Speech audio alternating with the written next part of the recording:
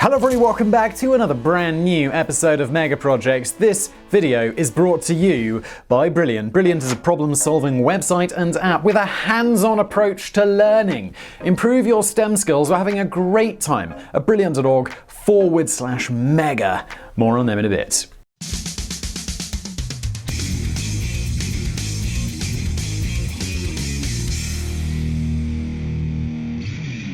Picture the largest office building in the world. Are you seeing a massive skyscraper towering over Shanghai or New York or Singapore? If so, well, you clearly didn't look at the title of this video, because it's 5 stories high, found in Arlington, Virginia, and has 5 sides.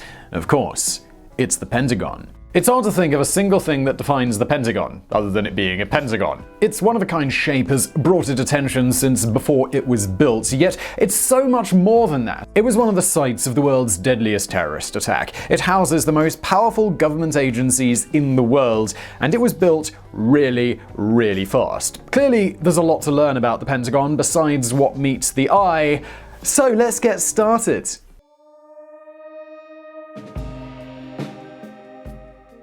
Before World War II, the US Department of Defense just didn't exist, and neither did a handful of the US's other current military branches. There were no Joint Chiefs of Staff, no Air Force, but there was a Department of War founded in the late 18th century when America was still the world's youngest country. When we look at modern America, we see a military superpower focused on asserting its dominance over the world, but that wasn't always the case. The United States before World War I was isolationist, so when they found themselves getting roped into the Great War, they expanded the headquarters of the Department of War. The DoW moved into the Navy Munitions Building along Constitution Avenue on the National Mall in Washington, D.C. However, this was meant to be a temporary move, as the Great War forced the DoW to expand far beyond this building's capacity. In the late 1930s, a new War Department building was built in the Foggy Bottom neighborhood of D.C., but again, this one could not contain the entire DoW.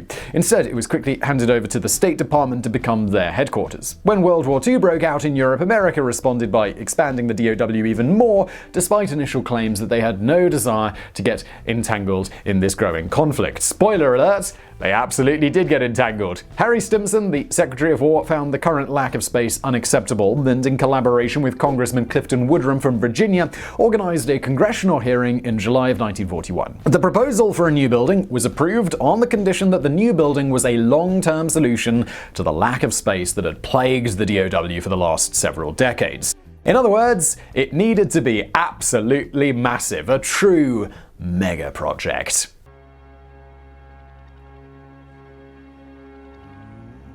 Despite the requirement that the new building house the entire DoW, the US government placed a few restrictions on the building's material and structure.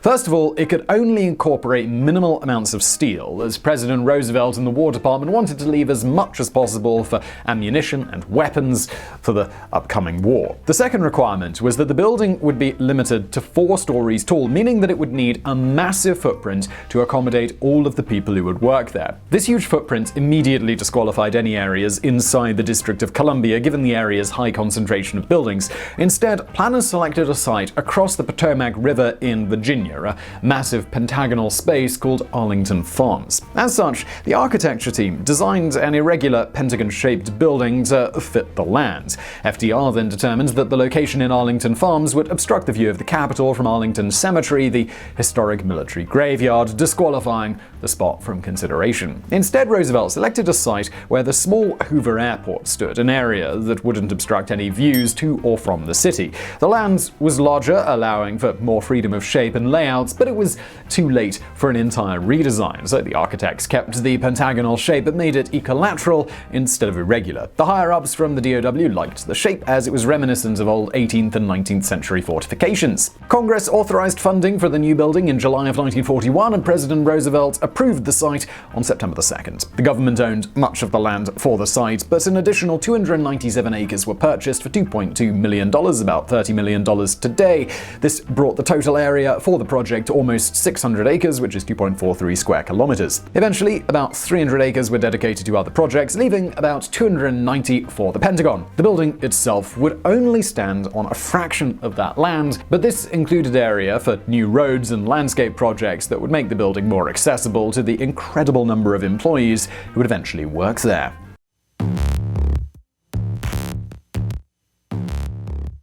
On the 11th of September 1941, the entire project contracts totaling $31.1 million, equivalent to $423 million today, were finalized with a handful of private companies. Ground broke on the construction site on the very same day, marking the beginning of one of the most impressive construction projects in history. The already urgent project became even more so in December of 1941, as the Pearl Harbor attack encouraged General Brehon Somervell to request 1 million square feet, 93,000 square meters of space, to be available by April 1943. Complete initial drawings weren't provided until a month after construction began. For 9 months of the project, construction was ahead of the design and architecture, leading to discrepancies in the materials used and those actually suggested. To cut down on steel use, the majority of the building was built with reinforced concrete. 680,000 tons of sand were drawn from the Potomac River to make the concrete, resulting in a man-made lagoon near the river entrance that persists even to this day. Another way development was sped up was by eliminating all elevators from the plans, instead preferring concrete ramps. The proximity to the Potomac helped in the procurement of sand for the concrete, but it also caused problems.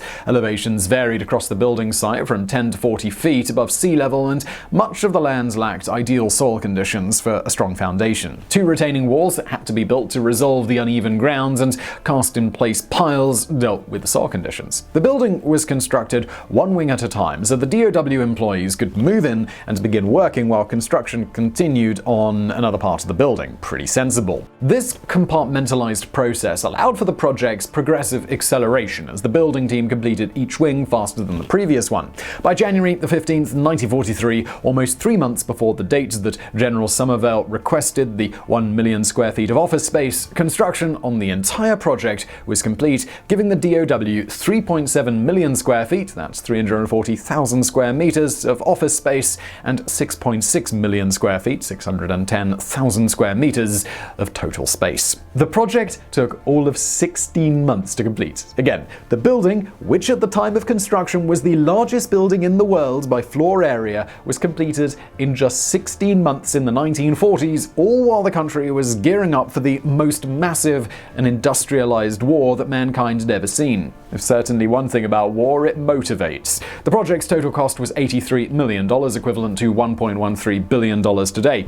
The man who led the entire development of the project was Colonel Leslie Groves, an Army Corps of Engineers officer who was immediately assigned to then direct the Manhattan Project. That is quite a career. And if you want to learn how to split the atom one day, then it's time to get smart, and nothing helps your brain bulk up quite like today's video sponsor, Brilliant. Although please don't split any atoms unless you're a scientist. You know, we don't want to encourage any terrorists with Brilliant. Brilliant is a problem-solving based website and app with a hands-on approach. They've got over 60 interactive courses in math, science, and computer science. Now, you've heard me talk about Brilliant before, and whether you're a student looking to get ahead or a professional keen on building some skills, you should check out Brilliant. Also, it's perfect for the curious. You think you don't have to be a professional, you don't have to be a student, you could just like learning. Look, you're watching this channel, you probably do. Maybe you wanted to learn about neural networks, essentially how computers can program themselves. Well, Brilliant have a course on that, and they teach you neural networks through puzzles, which totally works, and it's what you can understand. I've tried it, and what you can understand afterwards just by completing these simple puzzles is like, oh yeah, I see how that relates. That's pretty clever. That's what Brilliant does. And that's just one example. There's loads of great stuff on that platform. Also daily challenges, which are a great way to flex your grey matter every day. Look, Brilliant is a perfect complement to watching educational videos like this one, and it will help you master even complex technical subjects like neural networks. So if you want to support mega projects, thank you very much, and get unlimited access to all of Brilliant's in-depth maths and science courses, head to brilliant.org/mega, 20% off the annual subscription, and let's get back to the video.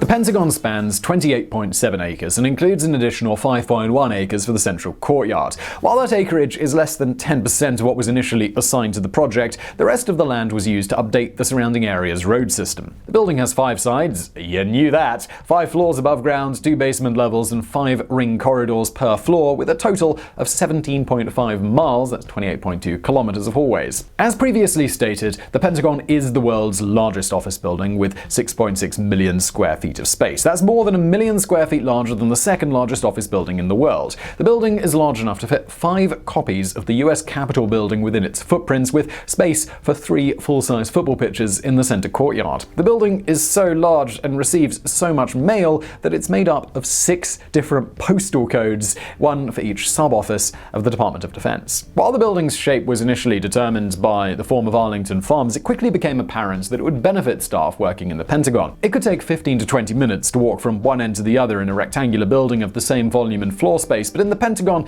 the continuous shape and the central courtyard mean that no 2 points in the building are further than 7 minutes apart. Not only is it easy to move around within, it's also straightforward to get to. Upon its opening in 1943, many employees took buses or taxis to work each day. To accommodate this, a 2-story bus and cab station connects to the building. Though bus travel is less common for employees today, at its height, the station allowed for the flow of 30,000 people per hour to get in and out of the Pentagon. Once inside, the building essentially contains anything you may need for your daily life, earning it the nickname the Secret City. The building houses a drugstore, laundromat, shoe store, Best Buy, hospital, doctor's clinic, restaurants, conference center, library, and athletic center. They also have a police force and firefighting unit dedicated entirely to the building. If you ever get the chance to walk through, you might notice that each bathroom set is mirrored by a second set right beside each other. This may seem like a convenient way to ease traffic while waiting for a toilet, but it actually has a much more sinister history. When the Pentagon was first built in the 1940s, the majority of southern states still enforced segregation. Given its location in Virginia, the building included a set of whites-only bathrooms and a set for everyone else. President Roosevelt toured the facility before its official opening and saw the whites-only sign above one bathroom door. This infuriated the president, who demanded that the signs be taken down and segregation laws ignored. The 2 sets of bathrooms remain, but they are used by all and remain a sobering reminder of the world that exists when the building was first built.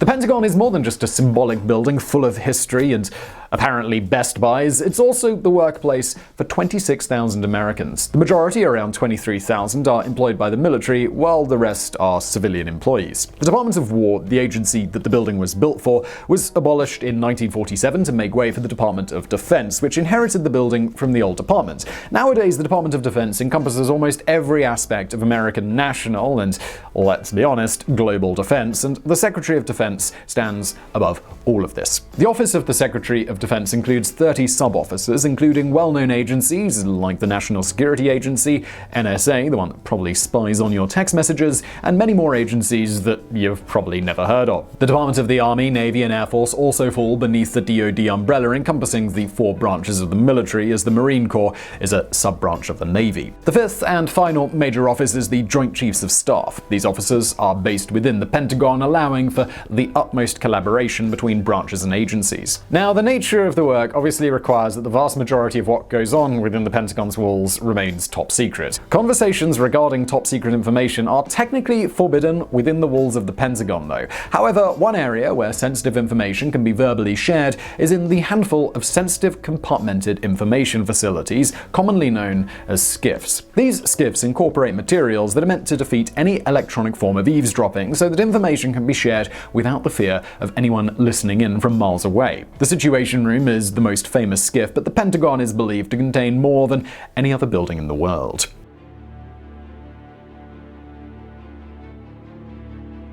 On September 11, 2001, exactly 60 years since construction began on the DoD headquarters, a Boeing 757 was hijacked by terrorists from Al-Qaeda and crashed into the side of the Pentagon. Obviously, the most horrific and notorious scenes from that day were at the World Trade Center complex in New York. While the Twin Towers were a primary target for their economic significance, the Pentagon was chosen because of its role as the nation's military command center. The plane broke through 3 of the 5 corridors and caused the partial collapse of one of the wings.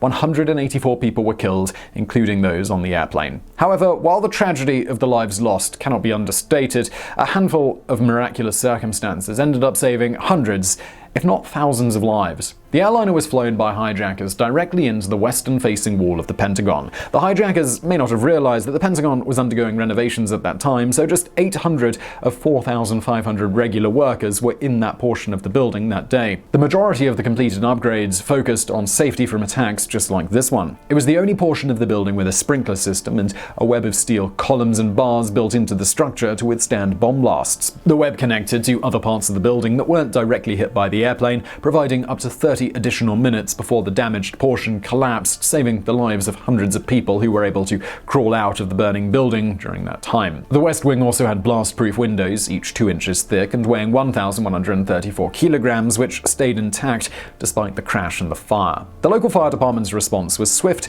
and emphatic, but they were aided by the tenants of the building. Keep in mind, these are not typical office employees. These were men and women working for the US military, so they viewed this attack as a call to action. Many of the firefighters who were there that day spoke of how different the victims of this attack were from the typical large fires. Instead of fleeing the scene looking for safety, the men and women of the Pentagon wanted to run back into the fire to save their compatriots. Some even moved to the building's undamaged areas to complete their work for the day, seeing their jobs as just too essential to be postponed by a terrorist attack. It took 48 hours for the firefighters to get the blaze under control, but on September the 12th, with the fire still raging on, every operational office in the building was filled with working employees. Exactly 7 years after the terrorist attack, a memorial was dedicated to the lives lost in the Pentagon that day.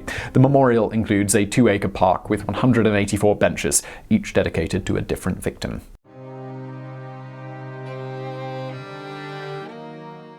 Renovations had been underway for several years when the 9/11 attacks occurred, but of course, the priority immediately became the reconstruction of the wing that was destroyed. The rebuilding was referred to as Project Phoenix, and the construction team showed similar dedication as those who originally built the Pentagon, completing the reconstruction well ahead of schedule. Following the completion of Project Phoenix, the construction team continued renovations throughout the rest of the building, increasing security features even more than initially planned. The entire building is now fitted with shatterproof glass, sprinklers, and steel webbing for structural support. But building more robust defenses into the structure is only relevant if an attack on the Pentagon is successful. Though the details are intentionally unclear, Pentagon officials claim that any similar attack would not succeed this time around. The building is surrounded by anti-aircraft missiles and other defense systems that inspire confidence that the facility will not be targeted again. Not all renovations are focused on defense, though. For one, the building now contains 17 elevators, indeed a welcome sight for employees tired of climbing 5 floors of stairs every single day. The building has also been upgraded for sustainability and modern communication technology, including 100,000 miles of telephone cables. The latest renovation project took 17 years to complete and should carry the historic Pentagon to its centennial birthday in 2043.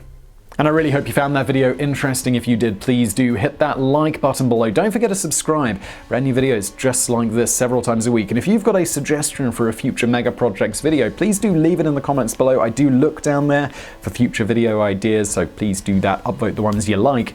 And thank you for watching.